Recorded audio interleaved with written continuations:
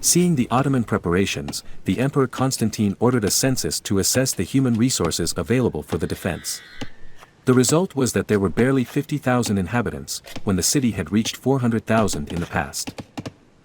With great efforts, a force of some 6,000 men was organized, to which must be added those of the Genoese Giovanni Giustiniani Longo, who financed a force made up of 2 galleys and 700 men out of his own pocket and was placed in command of the defense as he was an expert in sieges. Also important were the contributions of the Venetian Girolamo Minato and another Italian contingent headed by Cardinal Isidoro, papal legate. In total a force of about 8,000 men and 30 ships. The ships were inside the Golden Horn, an estuary at the entrance to the Bosphorus Strait closed by a chain from one coast to the other. Across the strait was Galata, a Genoese-ruled suburb of the city that chose to remain neutral. On April 2, after receiving the last reinforcements, the chain was placed closing the Golden Horn.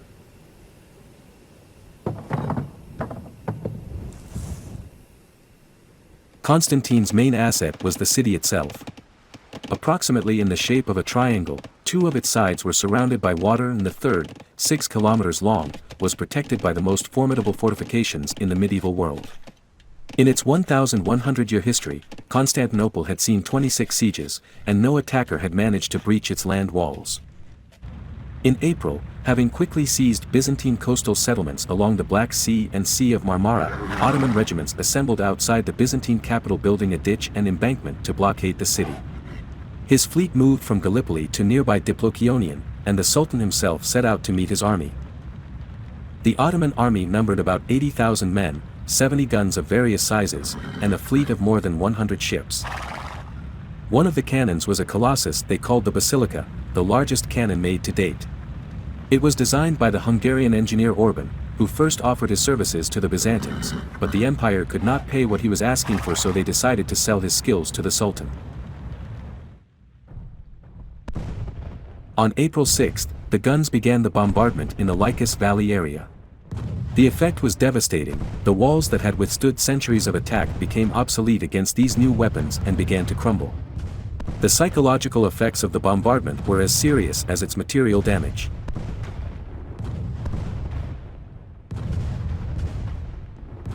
The next day Mehmed launched his less experienced troops into the assault against the central area of the walls, the Gate of St. Romanus.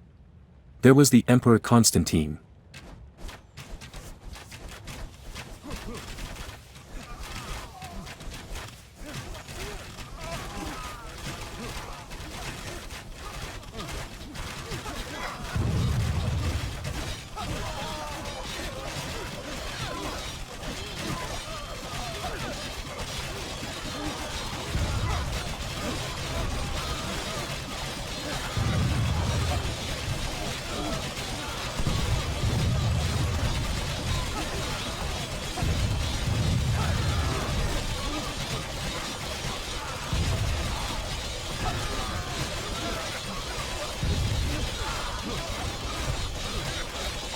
The assault was repelled by the defenders, who took advantage of that night to repair the damaged walls.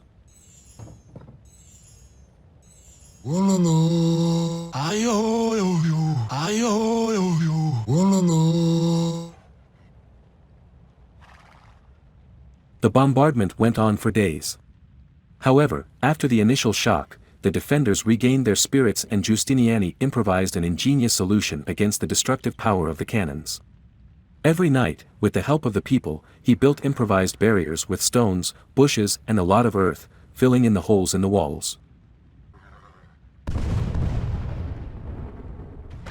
Mehmed needed to move quickly. He couldn't keep his great army indefinitely against the walls. Constantine's hopes centered on the arrival of a supporting fleet from Italy. However, the mighty Ottoman fleet was blocking the supply sea lanes of the Byzantine capital.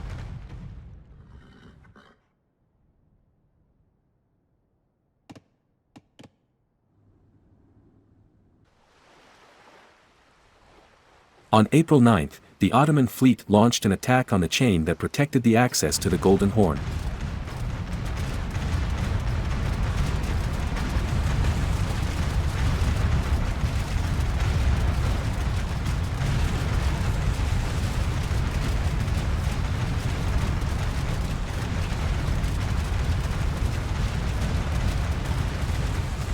However, the attack was a failure due to the strong defense of the Byzantines.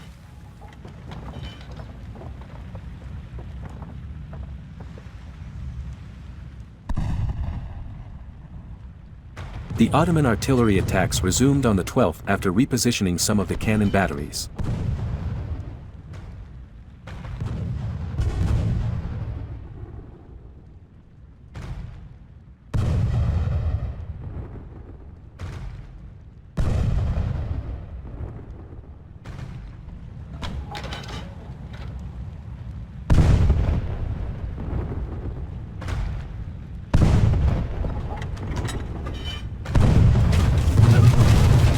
On the night of April 17, the Ottomans launched a night attack on the Mesotiacon sector of the walls.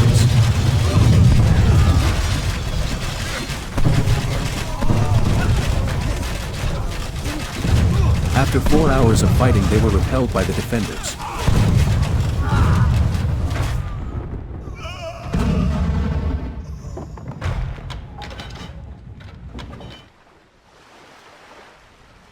On April 20th, 3 Genoese and 1 Byzantine ships arrived carrying troops and food.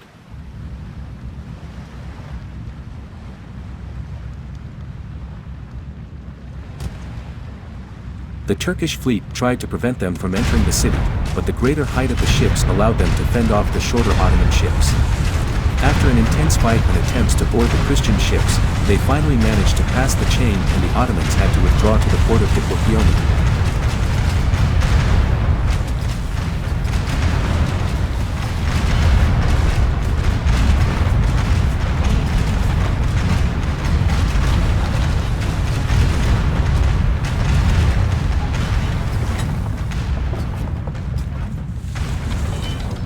Mehmed, hurt by the naval defeat, was determined to neutralize the Christian fleet. Secretly, he installed a wooden roller road from his harbor to the top of the Golden Horn and used it to move overland 70 of the smaller vessels in his fleet.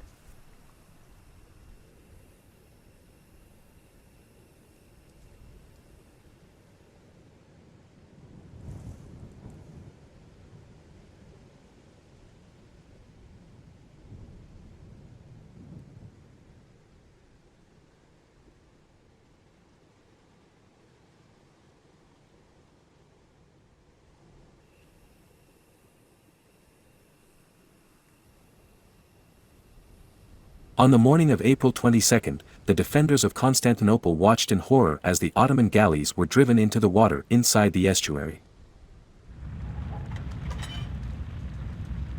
Constantine understood that he had to counterattack and planned an attack to destroy the enemy ships on the other side of the chain, thinking that they would be weakened by having divided their forces.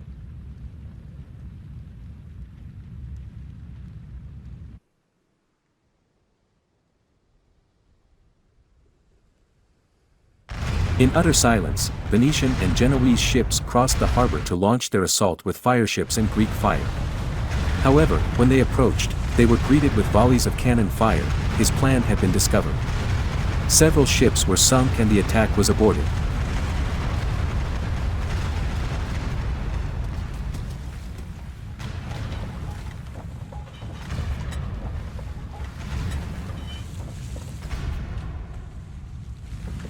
Mehmed had miners digging tunnels under the walls. Constantine had the services of a Scottish mining engineer named John Grant, who organized the operations against the excavations. Christian miners would break into the tunnels and fierce fighting would break out underground, eventually collapsing the tunnels and burying the Ottoman miners. After 2 weeks of frenetic activity, the Sultan gave up the excavations. But, by early May, morale in the Ottoman camp was also failing. There were disagreements among his commanders about how to proceed, and the troops were growing impatient. The Sultan decided to make a peace offer. The population of Constantinople could pay a large tribute or go where they wanted. Constantine rejected the proposal.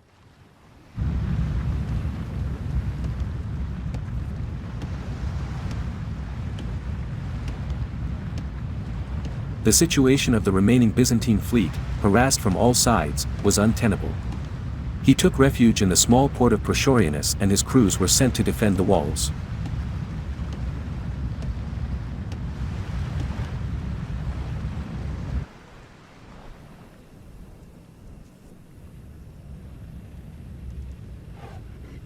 The Ottomans built a pontoon near the Blacherny area and transported cannon from Galata.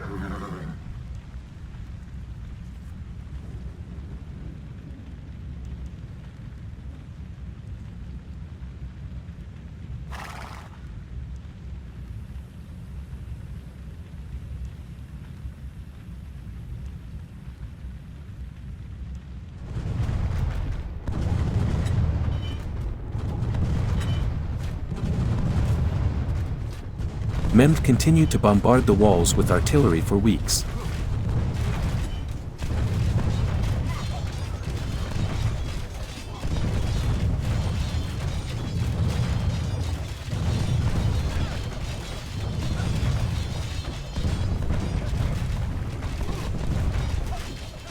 The Byzantines attempted to launch a land attack on the pontoon, but it was repulsed.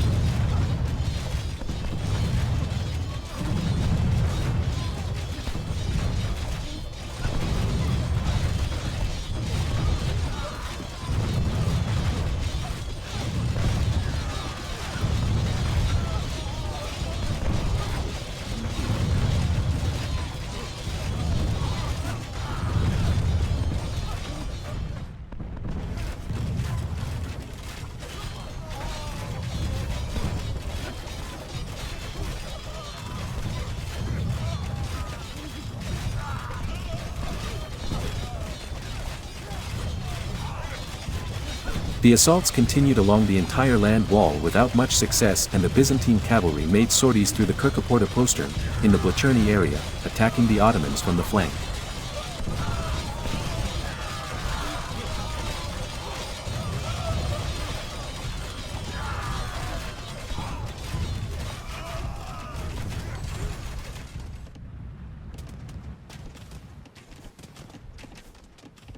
On May 28, the Ottoman fleet is sent to surround the entire city.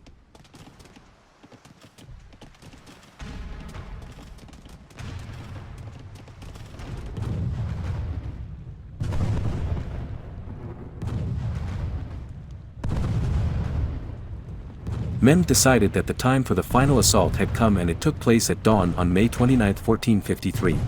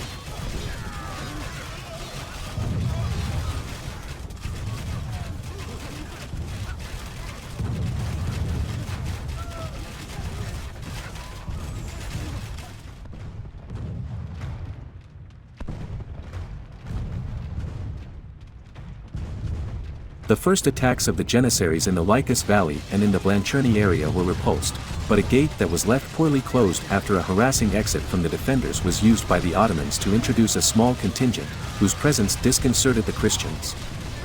At that moment, Giustiniani, leader of the defense, was wounded. Considering that he had already done more than enough and that all resistance was useless, he ordered his men to withdraw him from the battlefield, despite the pleas of the emperor.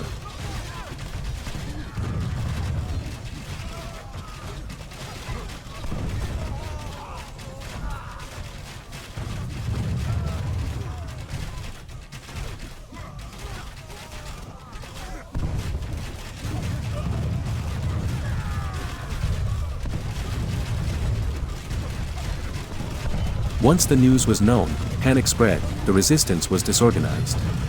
The Ottomans took control of the Blacherny area while the ship's crews landed and seized the gates on the shore of the Golden Horn.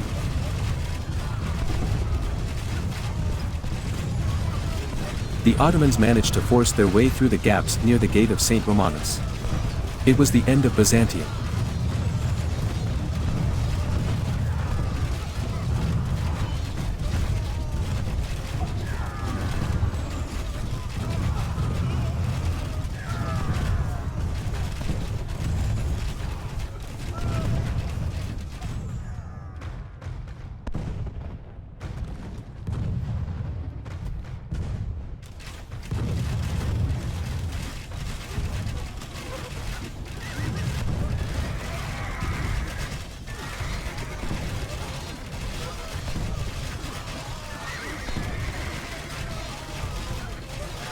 The Emperor Constantine died along with many of the soldiers who did not surrender or who did not make it to the ships in the port.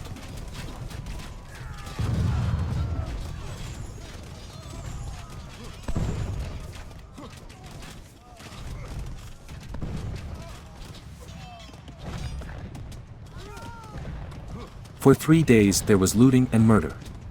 Only those areas of Constantinople that surrendered without resistance were spared. But once the troops were sated, Muhammad decided that enough had been done and that it was time to rebuild.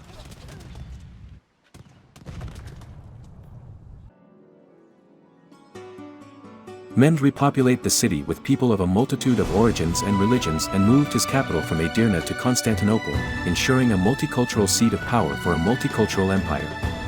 The Byzantine Empire fell along with the city and what was left was absorbed by the Ottomans in the years that followed. The siege and capture of Constantinople was a very important episode in world history and marked the end of the Middle Ages. It meant the disappearance of the Eastern Roman Empire, and from its ashes another rose, the Ottoman Empire, which would last for almost 5 centuries.